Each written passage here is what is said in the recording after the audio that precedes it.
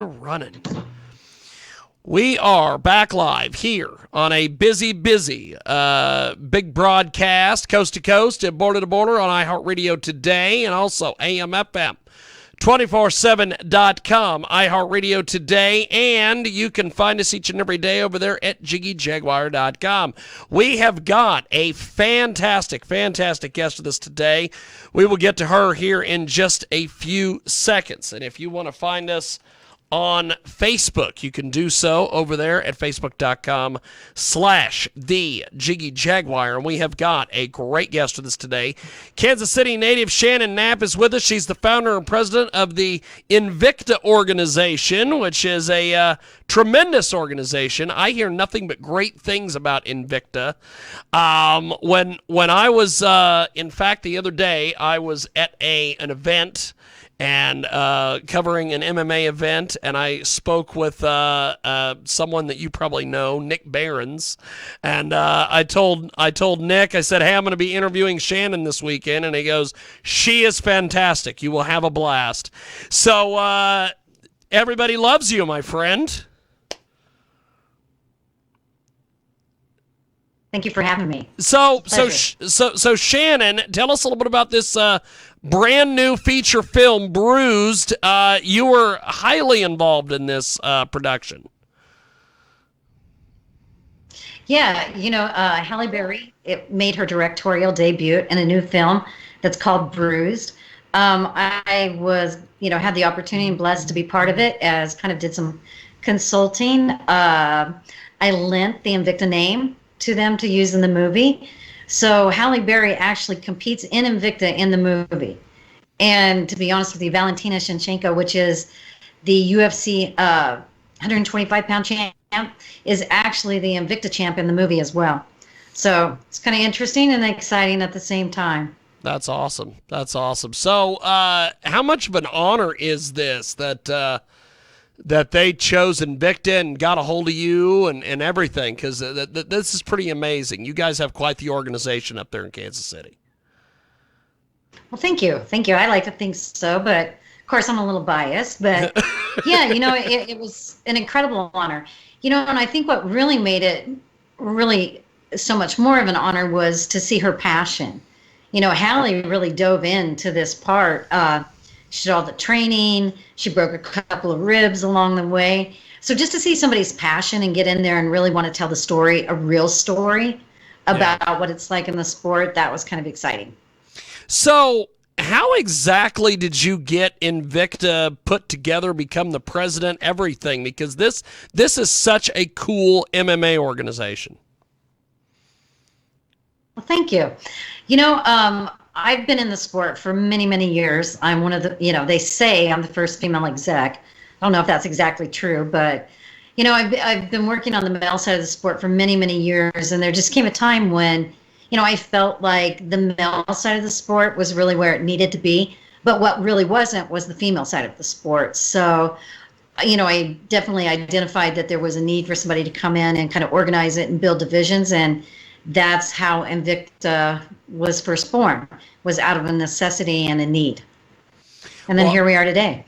2012 is when we launched our first show in April, and today we're still here kicking and trying to do good work and help elevate the sport for females. So you have been involved in Invicta, and after nearly a decade of operation, you have featured over, 300 athletes from nearly 40 countries? This is absolutely amazing. Yeah. A lot of the current stars in the UFC came from Invicta. A lot of the athletes, female athletes on the roster, came from there. And I have to be honest with you, when I first, people would approach me about doing female MMA, putting on bouts with women, I wasn't a big fan. Just because, over the years we'd seen these mismatched bouts, all this kind of stuff. And I've only had the opportunity to work with women when I was a matchmaker at Strikeforce. And, they gave me all the tools I needed to go out there and change other people's minds. So it's been an exciting time, and to be part of something that, is growing and changing constantly. that's what more could you want, right? You never work a day if you're having fun while you're doing it, right? That's right. That's right. Shannon Knapp with us today. She joins us here on our big broadcast. We are coast to coast and border to border on iHeartRadio today and also AMFM247.com. The mic.fun as well if you want to see the video from our interview today with Shannon. So, Shannon, you've had different roles in organizations, UFC, Strikeforce, Affliction, all the way back to like King of the Cage. Tell us a little bit about your work with King of the Cage, because that not a lot of people talk about King of the Cage anymore. Yeah, no, they don't. I mean, that was way back in the day. That was when Quentin Jackson, Rampage was there. Uriah Faber was fighting in King of the Cage. So it was a really long time ago. I started my career out on the broadcast side of the sport. So, and I think I worked for them one show, and then I ended up moving over and going to work for the UFC. That's awesome. That's awesome. So how did you transition from the broadcasting side to doing matchmaking and being involved in as they say in the world of professional wrestling, being the booker? How did you get involved in all that? I think honestly it was that, the organizations identified that I had a connection with the athletes, that I could, communicate well with them. And, there was a trust that was built there. And I think that at the time, those promotions wanted to utilize that to their advantage. And for me, being a huge advocate for the sport and for the athlete, I looked at it as being able to really help the athletes. So, that's kind of what brought me into that position, and that's where it stayed. I like fighting what I call the good fight, and the good fight is always bringing exposure to the sport and, really rallying for the athletes. This is not an easy gig, not at all. So, that's really where that transition came. So, Invicta, how did the idea of Invicta come about with you being involved with all of these other organizations? Why did Invicta become a thing? Honestly, I think it was because I was kind of burnt out. I'd worked for all these organizations except for the UFC, but every time that we built something that could be competitive or make that difference, it either went out of business, it got sold, or something. I think I was really burnt out and tired of working for someone else. And when the UFC bought Strikeforce, I could have moved over. But the real thing for me was I had all of these women that came to me and said, what are we going to do?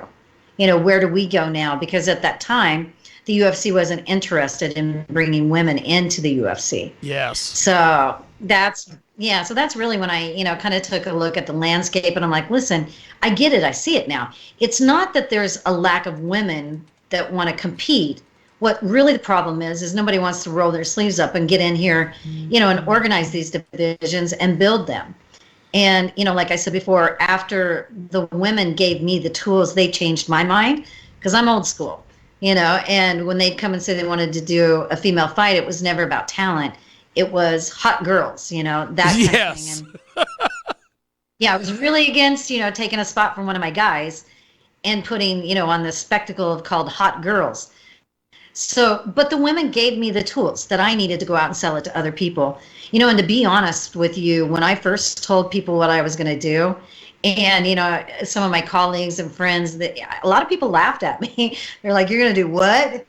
I mean, even Dana White was like, Shannon, you got big balls. I love it.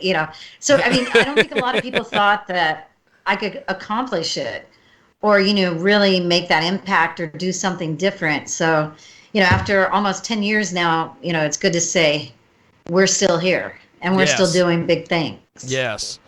We've got Shannon Knapp with us today. She's an industry trailblazer. She is the only female executive to lead a major combat sports organization, and she founded in 2012 Invicta Fighting Championship, which is the world's largest all-women's mixed martial arts organization. So what was the reaction when you guys held your first couple shows? What did people think of all this? One of the things I have to say, and be thankful for is that I had a lot of support in the industry. I've helped a lot of people along the way, worked with a lot of people. So even though people laughed, they still tuned in to support and they wanted me to succeed. And Yeah. I don't think anybody could have been more surprised than I was on those first two shows. The numbers we did, just the viewership, and to see how excited people were to embrace what we were doing. So it was surprising, but in such a good way that, it's hard to forget that first show. InvictaFC.com is the official website of Invicta Fighting Championship. It's a fantastic organization. So who are some of the different people that have come through Invicta that you are shocked that they're big stars nowadays because they just came through your organization and then all of a sudden they're like huge names now? I don't know that I would say shocked, but I can give you a list of some of the athletes that have come through that are really big in the industry now. Yeah. Which will be Chris Cyborg, Amanda Nunes, Rose Namajunas. The list really goes on. We had so many. I had one of those memory things pop up the other day, and I was looking at this card, and, there's Carla Esparza, there's who else was on that card? Beck Hyatt, just a laundry list of female athletes that have come through. You sometimes forget how amazing, and incredible. Michelle Watterson was here. The list could go on. There's so many, and it's just, for me, it's exciting to be part of their journeys and, to see them succeed. One of the things that I've noticed, because some of the names that you brought up there, I've noticed that a lot of them, when they get into the UFC or they go to Bellator or what have you, they run out of quality opponents. How do we fix this in female fighting? Because, like, for instance, Amanda Nunes, she is slowly but surely running out of people that can even give her a test in fighting. How do you go about fixing that? Because I know, like, with male MMA, there is so many guys out there that are, it seems like every dude that I know wants to do MMA.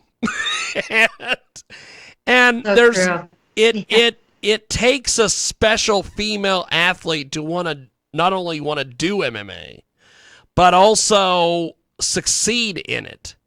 So how do you cultivate a division to find somebody that will take on like an Amanda Nunes or a Kayla Harrison or some of these female athletes that are just so goddamn dominant that you can't find anybody to stand on the other side of them?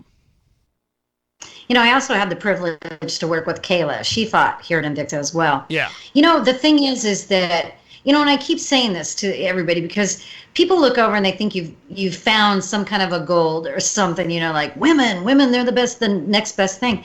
But the truth is there's not as many women. Yes. Not at all. Little girls don't grow up wanting to be punched in the face.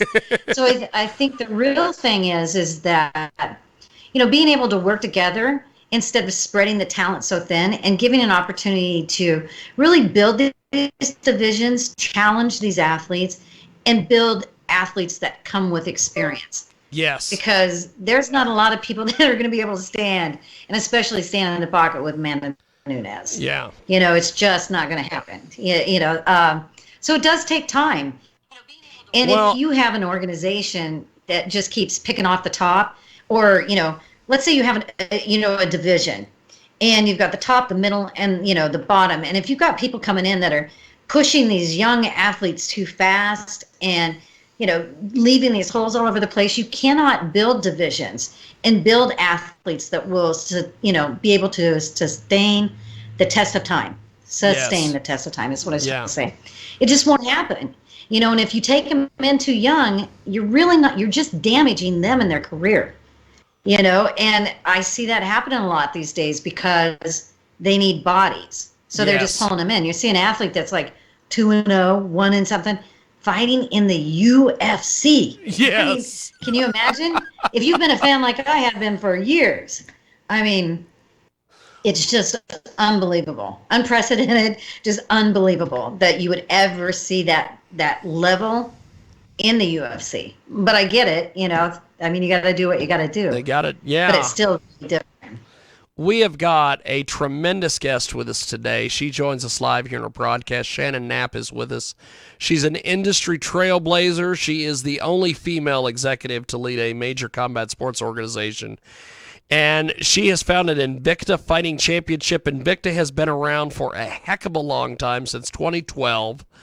And one of the things I like about Invicta, which I don't see with I see this more on like the Bellators and the UFCs and people like this, but a lot of these smaller MMA organizations, I often see that if you fight out of a certain gym or you fight with a certain group of people, as long as you don't slip on a banana peel and get into the cage, you're probably going to win. And I know that doesn't happen here. No, that never happens there. Why is it these organizations? And like I said, it doesn't happen with you guys. It doesn't happen in the UFC or some of these other groups.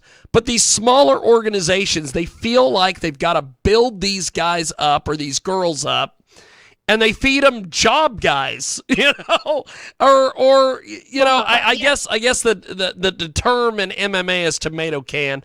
I much prefer jobber, because that's the old pro wrestling term. Why is it they feel like they got to build these guys or these girls as records? You know, I mean, it's a multitude of things, to be honest with you. Yeah. It could be their guy that's a ticket seller. But you know what the thing is these days? People feel like the notoriety is that they had athletes that went to the UFC. Yes. What? I mean, that's your claim to fame? How about the claim to fame be that you put on amazing fights that were well matched? You know, Invicta may not have all those knockout highlight reels, but guess what? That's because I matched the fights right. Yes. You know, I don't think it's fair to sacrifice one for another. You're not going to find that here. Are the fights tough? Yes. But when you leave, if you do, or whatever we put in front of you, you're ready for the task. Yes. You know, and that's the difference. The other thing that I see in those smaller promotions too is sometimes they'll align with these management companies. And I've seen that too.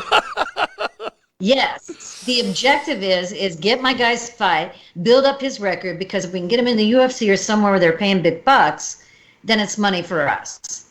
Yeah. But what the sad truth is they are doing such a disservice to their own athlete that it's not even funny.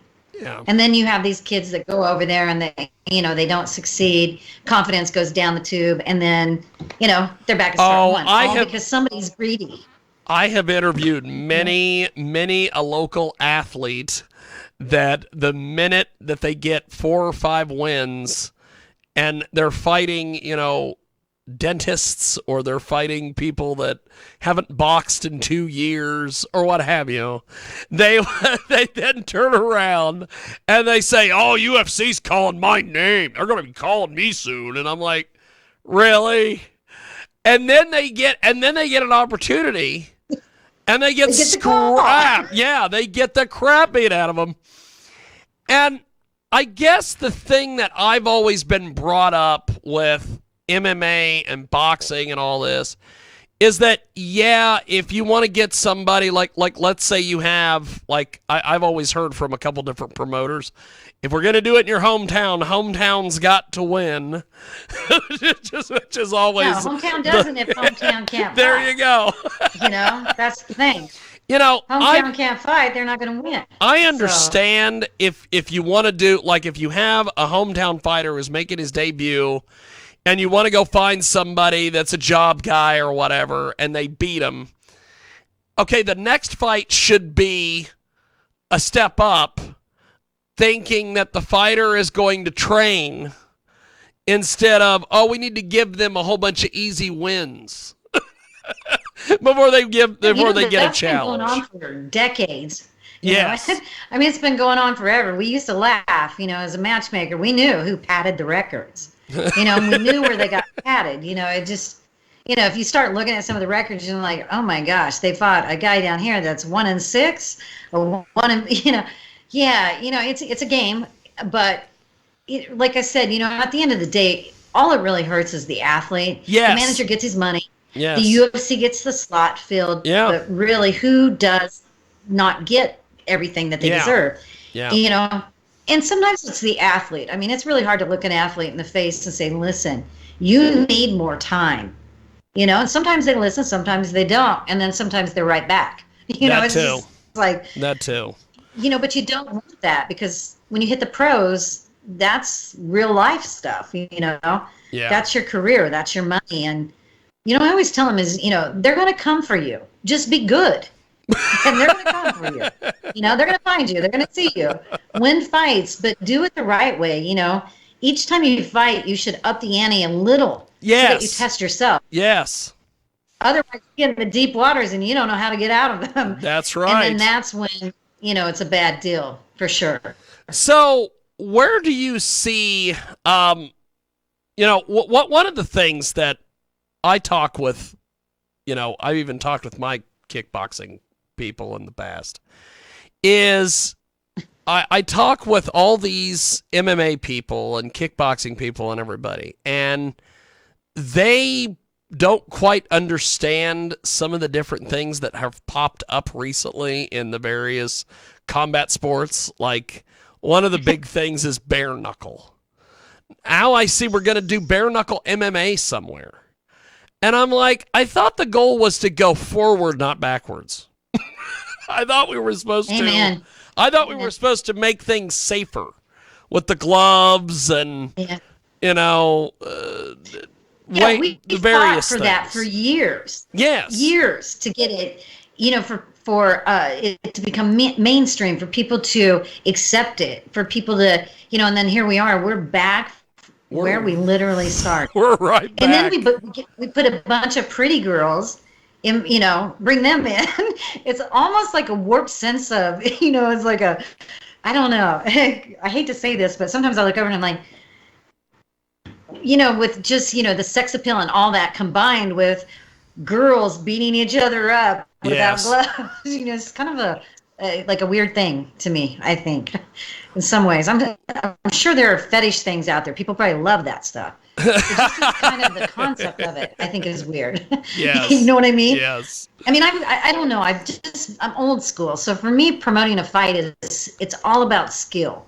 I mean, I never look at, one of the athletes, whether it was male or female, certainly not the males, and go, oh, he's good looking, so he's going to go in there. And, it should never be based on that. Yes. There's in my opinion, there's been a few bare knuckle fights recently where I think that the females have went in there with the attitude of, or the promoters have went in there with the attitude of, well, we got this one chick who looks like a stripper. And then she's across the ring from a chick who looks like she's an MMA chick. And then, for whatever reason, the judge's decision goes a certain way. It's a strange... I mean, thank God they're paying them, Well, that too. I hear they're paying them well, so thank God that too. for that part. But, yeah, and I'm not judging them, to each their own. If, people like that. For me, I'm not a fan. I don't like the brutality side of it. Yes. Yes. And for me, that's what it's about. I mean, that's just straight up brawling. Where when I look at MMA and I look at with sport or boxing, and skill level and stuff like that, and protective gear, to me, that's sport. Yes. And it's not taking anything away from people that compete in bare knuckle.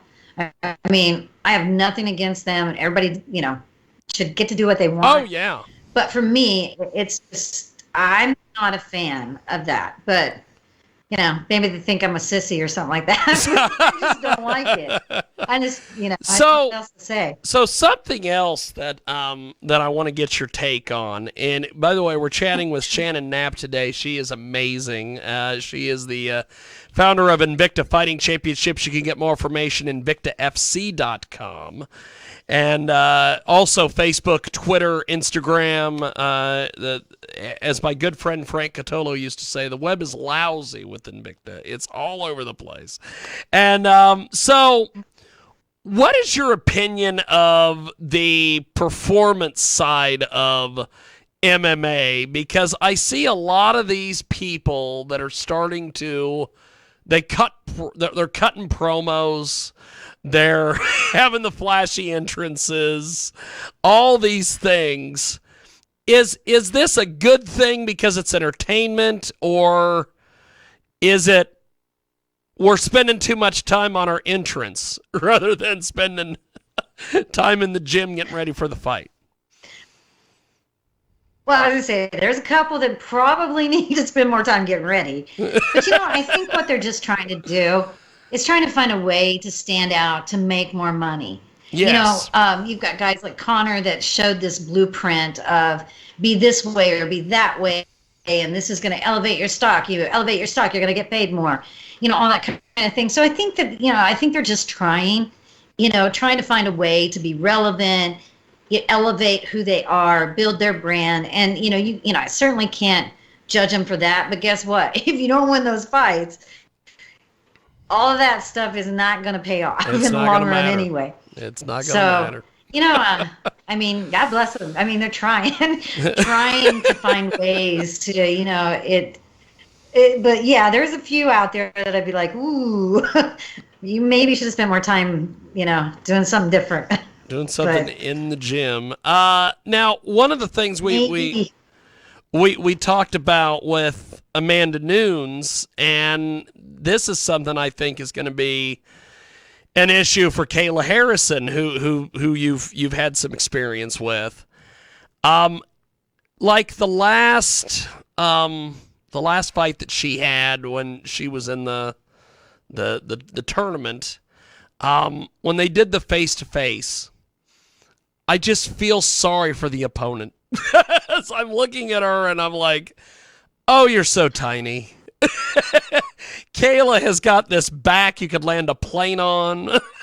I'm like, what do you think of her prospects now moving forward? Because she's just so good, and she's got such a good physical, look. I just wonder if there's going to be anybody that's going to be able to give her a challenge at all.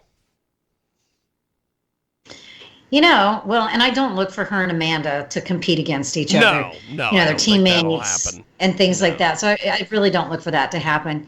Amanda's incredible. I worked with her at Strikeforce. Yeah. And I always say, I remember the first time ever watching her fight, and and with Julia Budd. I don't know if you remember this fight, but I always say she beat, when she knocked her out and went in for the kill and is, delivering several more punches. And, I always say that she changed Julia Budd's fight game. Yeah. She must have hit her so hard, because from that day forward, every time I watched Julia, she became a wrestler, and her background was stand-up. Yep. And then Kayla was a pleasure to work with. I just don't know where we go with that. I don't know. I don't have anybody in my rosters that are anywhere near ready for that. Yeah. And I look over at the UFCs and I can tell you they don't either. Yeah. I can look at Bellator's and I can say, well, not really either. Yeah. So it's tough. But I think, what's really tough is when I look at the divisions now and I see the destructive disorder that everything is in, that I work so hard, to really kind of put together and build, depth in those divisions. Yeah. It's a little disheartening. But I think if you look over at the UFC, and this is just my opinion, they're on ESPN now, and I think that they've realized, guys, guess what? All we got to do is tell everybody you're the best, and therefore you are, because we're UFC. It's marketing. So I see them changing, lowering the pay ceiling constantly. But I don't know why nobody else sees it. They're rotating them in from these regional shows. Then you put them in, through the Contender Series. You've got a small, contract, lower contract, and then they're getting rid of everything on top. Those are athletes that are expensive, even when they're not losing fights. So I'm just, for me, I think it's really, people need to keep an eye on that because it's definitely changing. Yes. And when they continue to lower that pay ceiling, that's going to trickle down and affect a lot of people. Yes. Well, we've got Shannon Knapp with us today. She joins us live here in our broadcast, and InvictaFC.com is the official website. Go over to InvictaFC.com. You can basically see all the different information about Invicta. You can follow them on all the various social media sites. I do have an Invicta question before I let you go.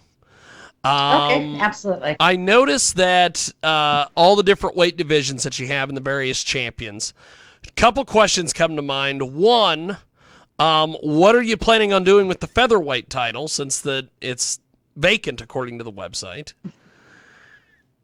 Yeah. So, well, what are you planning in that one for sure? Yeah. Hoping to by the end of this next year to crown another champion. But that's a tough division. Yes. When you asked me earlier about like these divisions like the UFC has, like with the 35 and the 45 have always been tough.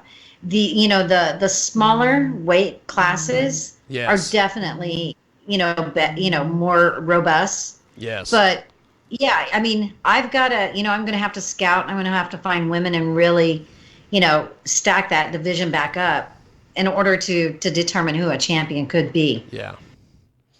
Well, and my guess, my other question is that you start with a 95-pound division, you go up to 145. Is there any thought of going higher? Because there are a lot of bigger girls out there. There's a lot of them are not that skilled. Like, who is there's a chick in Japan, this Gabby Garcia. She's just gigantic, but I just don't know if anybody was ever going to be able to be in her weight class. Yeah, no, I mean, I don't know anyone. I don't know anyone, but yeah, Gabby's actually in the Halle Berry movie Bruised as well. Yeah. She's like a female that Halle fights in an underground fight at the beginning of the movie.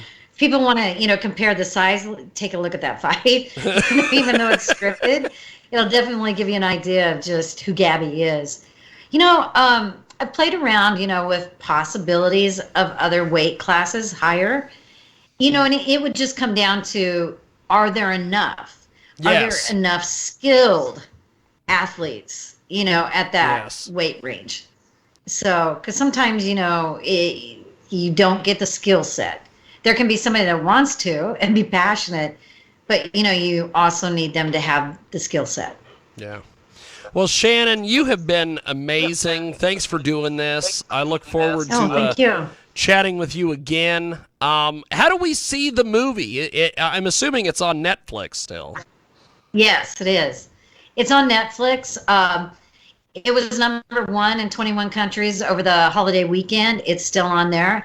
It's getting good reviews. The fight scenes are legit, especially the fight scene, the big one at the end. It looks really good. Valentina did a great job. Halle knocked it out. So, yeah, I mean, watch it on Netflix, and, you're going to see Invicta everywhere, which is another cool thing, right? That's awesome. That's awesome. Well, you have been tremendous. This has been so much fun, and I look forward to chatting with you again. Thank you, Shannon. Appreciate it, my friend. Well, thank you so much. It was a lot of fun. Appreciate it. Happy holidays. Definitely. You too. Have yourself a wonderful evening, Shannon. Appreciate it. You too. Thank you much. There she goes. That is Shannon Knapp. And we have got more coming up on the other side. Thanks for joining us here on our big broadcast, coast to coast, border to border on iHeartRadio.